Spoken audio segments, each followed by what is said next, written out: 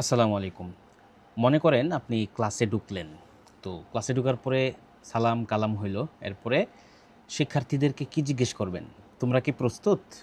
হাল আনতুম মুস্তাইদ্দুন লিদ্দিরাসাহ আল-ইয়াউম? আজকে পড়ার জন্য তোমরা কি প্রস্তুত? তো এই যে এখানে মুস্তাইদ্দুন শব্দটা, এই শব্দটা আমরা যেকোনো ক্ষেত্রে ব্যবহার করতে পারি। যেমন আমি এই মুহূর্তে একজন শিক্ষার্থীর জন্য অপেক্ষা করছি। তো সে তাকে মেসেজ পাঠালাম, হাল আনতা মুস্তাইদ্দুন? আপনি কি প্রস্তুত? আনা আনতাজিরুক, আমি আপনার অপেক্ষা করছি। আনা নাহনু নাদরুসুল ইয়াউম আল ফাসলা সানি, আজকে আমরা দ্বিতীয় ফসল পড়ব, দ্বিতীয় পাঠ পড়ব।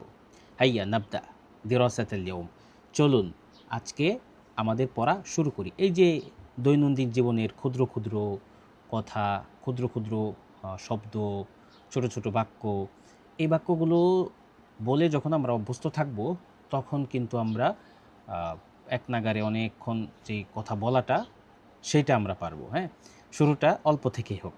আসসালামু আলাইকুম।